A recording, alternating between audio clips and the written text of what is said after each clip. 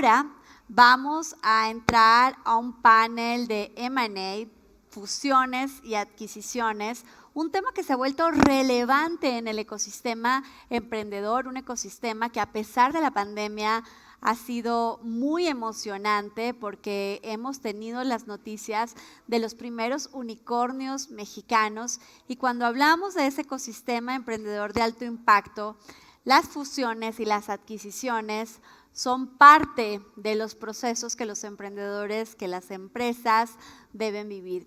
Y sin duda, posterior al término de la pandemia y como parte de la reactivación, hay capitales disponibles buscando empresas atractivas, oportunidades de inversión, oportunidades de fusión, de adquisición, que siempre han dinamizado la economía y que lo seguirán haciendo en esta etapa. Así que vamos a darle la bienvenida a Miguel Alonso, que es el director de Corporate Financial Service en México, y justo va a presentarnos el panel de fusiones y adquisiciones. Bienvenido, Miguel, y adelante con el panel. Bueno, buenas noches. Quisiera yo antes que nada agradecer a mis amigos de Mundo Ejecutivo por invitarme a organizar este panel, pero sobre todo a los panelistas con los que contamos el día de hoy. La verdad es que es un privilegio que todos ellos hayan aceptado participar en este panel para platicar de crecimiento económico, de M&A y crecimiento económico, pero sobre todo centrarnos en el tema de crecimiento económico. Me permito presentarlos brevemente, empezando por mi izquierda, Iker Arriola, que es socio en el despacho de abogados de Krill, García Cuéllar, Aiza y Enríquez. A René Pimentel, director general adjunto de la banca corporativa de Grupo Financiero Banorte. A Óscar Alvarado, fundador y socio en Northgate, que es un fondo manejador profesional de fondos, entre ellos un fondo de deuda mezanín, que es en lo que nos quisiéramos centrar el día de hoy, y al ingeniero Joaquín Ávila, fundador y socio, director senior de MX Capital, un prominente fondo de capital privado en México. Me gustaría comenzar este panel haciendo un diagnóstico sobre el nivel de crecimiento económico que tiene nuestro país y el rol que el sistema financiero juega en él. En particular, me gustaría tener el enfoque desde sus ámbitos de desempeño profesional de qué es lo que pasa en México, por qué no logramos tasas de crecimiento más altas como muchas economías que podrían ser comparables en su tamaño a la economía mexicana, a pesar de ser un país con grandes recursos, con una cercanía muy importante al mercado de consumo más importante que existe en el planeta, pues pareciera que nunca logramos alcanzar las metas de crecimiento y me gustaría entender cómo ven ustedes el rol del sector financiero dentro de esta problemática. Si quieren, Joaquín, me gustaría empezar con tus puntos de vista. Muchas gracias, Miguel, muchas gracias por la invitación. Creo que el sector financiero de alguna forma aglutina muchos componentes del crecimiento. Hoy se sigue hablando del FOBAPROA, hoy se sigue hablando del rescate bancario. Y un país rescata su sistema financiero porque es fundamental para el crecimiento, es una palanca de crecimiento. Hoy en día, cualquier programa de televisión en donde hay analistas financieros hablan del crecimiento de los últimos 3 años y de todo lo mal que se ha hecho en la 4T. Y no es que coincida o no coincida con la 4T, efectivamente no ha habido crecimiento, efectivamente hay muchos errores, pero ¿qué hemos hecho en los últimos 25 o 30 años en este país en materia financiera? Bueno, somos uno de los pocos países que el 80% de la banca está en manos de extranjeros. Somos un país en donde BBVA tiene el 10% de sus activos globales en México, pero el 40 o el 50% de sus ganancias en México. Somos un país en donde, de acuerdo a la jornada, BBVA tenía un empleado, uno de 30 y tantos mil en su nómina. Yo creo que eso nos debe llevar a la conclusión de decir, oye, ¿de veras el rescate del sector financiero fue una palanca de crecimiento o es muy fácil captar al 0 e invertir en CETES al 4 y pico %. Yo creo que ahí hay un problema fundamental. Hay un problema fundamental en donde en México existen básicamente 6 manejadores de fondos que manejan 250,000 millones de dólares y que en comparación en Brasil hay 3,000 o 2,500. Hemos hecho una estructura en donde muy pocos controlan mucho. Y eso se aplica a la banca, eso se aplica al sistema de pensiones, eso se aplica a cualquier parte del sistema financiero en donde de alguna forma no se apalanca. La bolsa. México no es una economía muy distinta de España, somos un 20% menos probablemente España. En España hay 2,700 empresas listadas en bolsa. En México contamos con el honor de seguir contando con las mismas 147.3 prácticamente, para no quedarme corto, que no haya habido evolución. Y si te pones a ver, ahorita ahí atrás en el back panel, Venture Capital, etcétera, empieza a haber algo interesante. Pero si te pones a ver, Mercado Libre no es de mexicanos, prácticamente el sector emprendedor tampoco hace. Cuando el 75% de los empleos los genera la pequeña y mediana empresa y para ellos no hay financiamiento, creo que tenemos un problema y eso refleja la falta de crecimiento. Y yo les pediría a los demás panelistas que me dijeran qué empresa de veras ha triunfado fuera de México. Y para mí triunfar son 3 cosas. 1, que haya crecido y que haya tenido buena rentabilidad. 2, que eso no haya dependido de un monopolio, cartel o algo parecido en el territorio mexicano. Y tercera, que el usuario, cualquiera que se defina su mercado, se haya beneficiado. Creo que eso resume, el sistema financiero resume muchísimo la falta de crecimiento. Aquí lo dejo. Y me gustaría pasar en una siguiente etapa de este panel a tratar de definir las cosas que tienen que cambiar para poder revertir esa situación. Pero antes de eso me gustaría escuchar tu opinión, René, como directivo de un banco que tiene parte importante de su capital todavía en manos mexicanas. ¿Qué opinas de esta situación? Sí, claramente la banca ha sido una parte fundamental y seguirá siendo una parte fundamental del crecimiento económico hacia adelante. La banca mexicana está muy bien capitalizada, está, yo creo que, dispuesta a apoyar a los empresarios mexicanos que quieran seguir invirtiendo en México. Claramente, pues estos tiempos de incertidumbre y la falta de confianza ha provocado que no existan los proyectos de inversión o las inversiones que se requieren en la capacidad productiva del país. Pero yo creo que la banca está ahí, o sea, la banca, cuando menos Banorte está dispuesto a apoyar a los inversionistas extranjeros y mexicanos que quieran invertir en México. Claramente es un momento de, como comentaba, de incertidumbre. Pero la incertidumbre que hoy estamos viendo, pues llegó para quedarse. O sea, la incertidumbre que estamos viendo, tenemos que aprender a adaptarnos, porque todos decimos, bueno, si no hay certidumbre, no van a invertir y por lo tanto no va a haber crecimiento económico. Yo creo que ese paradigma tenemos que romperlo, tenemos que ser flexibles, tenemos que adaptarnos como empresarios y tenemos que ver cómo sí podemos generar este crecimiento económico a través de la inversión. Y para eso creo que la banca está bien capitalizada, como mencionaba, y está dispuesta a apoyar a los empresarios y a los inversionistas. En un banco como Banorte, pues estamos en México, no estamos en ningún otro país. No podemos nosotros de alguna forma modificar a través de ciertas llaves o palancas que tienen nuestra competencia y decir, bueno, pues si no hay crecimiento en México, vamos a invertir o vamos a abrir las llaves del crédito en Colombia o en Chile o en Argentina o en Brasil. Nosotros estamos en México, somos un banco mexicano y estamos dispuestos a apoyar a los empresarios pequeños, medianos y corporativos. Creo que sí hay historias de éxito a la pregunta de empresas mexicanas. En lo que es la parte industrial y de manufactura que vemos en el norte de México, empresas muy fuertes, empresas que están bien integradas en las cadenas productivas y en las cadenas del Temec, y que se están beneficiando y están creciendo. Entonces, ahí estamos nosotros, estamos apoyándolos y seguiremos haciéndolo, porque confiamos y creemos que eso es lo que tenemos que hacer para poder detonar el crecimiento hacia adelante.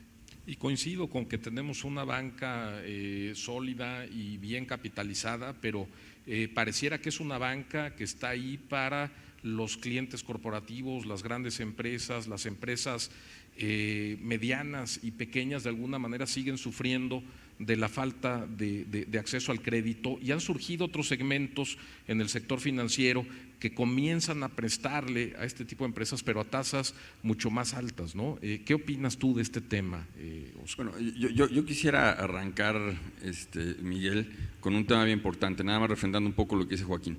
Nosotros somos de los países que, comparados con nuestros peers, tiene una penetración de acceso a crédito al sector privado más bajos que hay en la región. Del Río Bravo para abajo somos de los peor rankeados para ser la economía número 15 del planeta, muy mal, para tener casi 130 millones de habitantes con un árbol poblacional que te daría una perspectiva muy buena. La verdad es que el sistema financiero como motor de desarrollo creo que todavía tiene un gap importante que cubrir. Justo en lo que tú dices, al replegarse pues la banca comercial en ciertos sectores, pues empieza a haber algunos gaps que se tienen que cubrir. En el caso específico de nuestra economía, pues sí, hay un repliegue de la banca, pero también en el caso de lo que nosotros hacemos de deuda mezanín, existe en los países o en el mundo desarrollado en donde la banca es mucho más agresiva en otorgar créditos. ¿Qué es lo que se hace? No necesariamente es que seamos más caros, sino que nosotros somos más bien un sustituto de capital, ¿no? ¿Por qué? Porque si consideras que la mayoría de los empresarios están fondeando sus operaciones con capital, nosotros lo que hacemos es decirles, espérame tantito, nosotros podemos cubrir ese gap y tú con tu dinero, que tiene un costo de oportunidad, puedes hacer otras cosas, ¿no? Entonces, yendo muy concreto a tu pregunta, pues sí hay espacios que se van quedando ahí, que en realidad nosotros estamos importando modelos de otros países que existen desde hace 30 o 35 años, en los que estamos justamente llenando los zapatos o de las propias OFOMES o de la propia banca comercial, pero en la foto grande, que era lo que decías de tu pregunta, yo creo que como país sí tenemos que ser mucho más agresivos con los emprendedores, estar acostumbrados a recibir entrepreneurs, apoyarlos en sus ideas. En el mundo desarrollado sales de un MBA y cuando sales te dicen vas a tomar tu crédito de $10,000 sí o no, porque traes una idea en la cabeza, ¿no? Aquí la verdad es que no sucede. ¿Por qué? Porque pues todo el ecosistema ha estado así, porque a lo mejor también los periodos largos de certidumbre económica que te permiten invertir, pues te hacen invertir en el corto plazo a todos, a los propios financiadores y a los tomadores de crédito.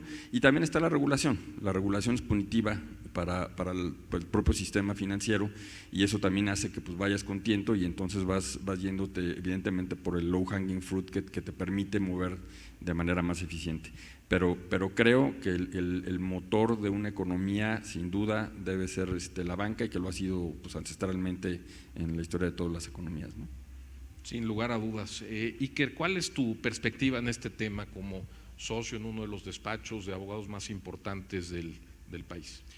Yo complementaría una cosa que dijo Joaquín sobre la base de dónde está ese sector financiero que le ha quedado de ver al país.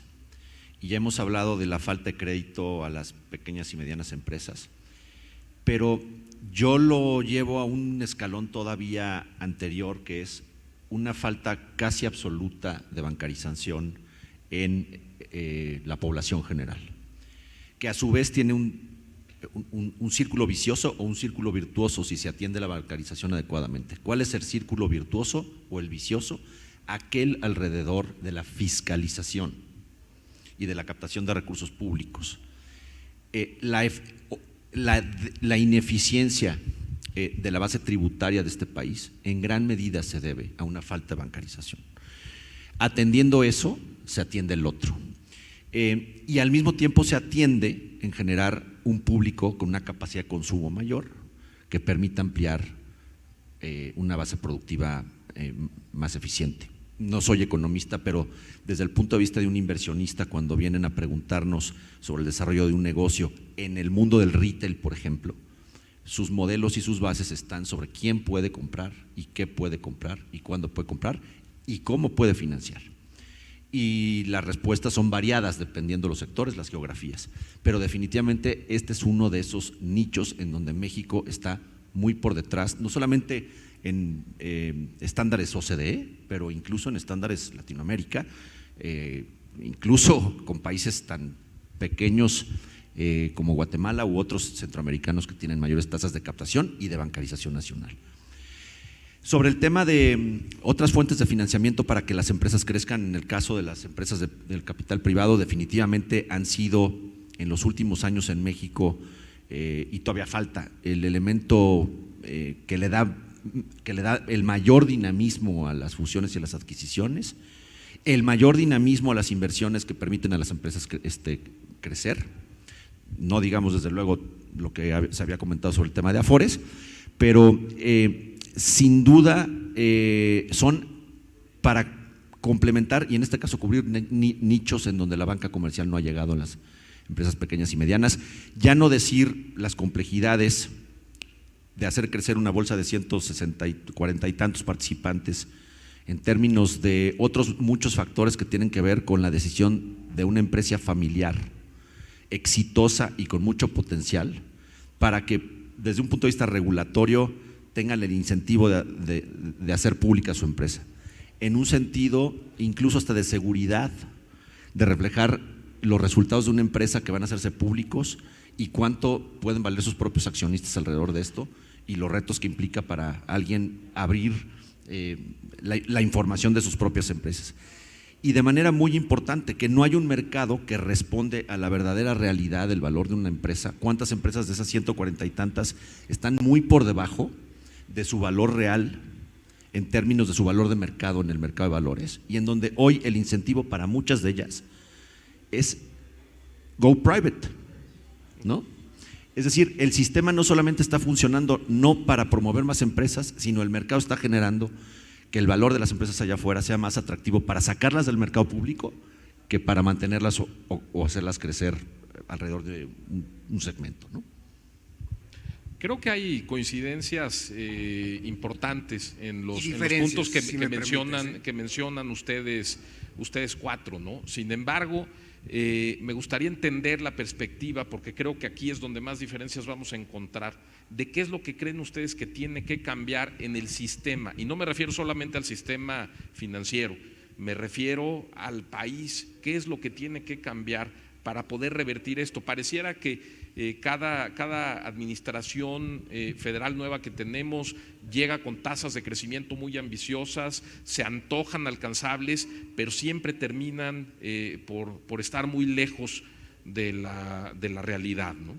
A ver, yo quisiera tocar varios puntos. Primero, Iker, en México no hay una sola empresa pública en la que puedas hacer un hostile takeover. Y eso ya te dice cuál es el incentivo de los accionistas de listarse en bolsa, cuál es su incentivo de crecer, cuál es su incentivo del mercado. ¿Ok? Entonces, ahí hay un problema muy, muy serio. En cuanto a lo que sea René, que la banca está lista para prestar, yo creo que eso, por lo menos en lo que son pequeñas y medianas empresas, no es cierto, y la propia existencia de Oscar y Northgate lo refleja.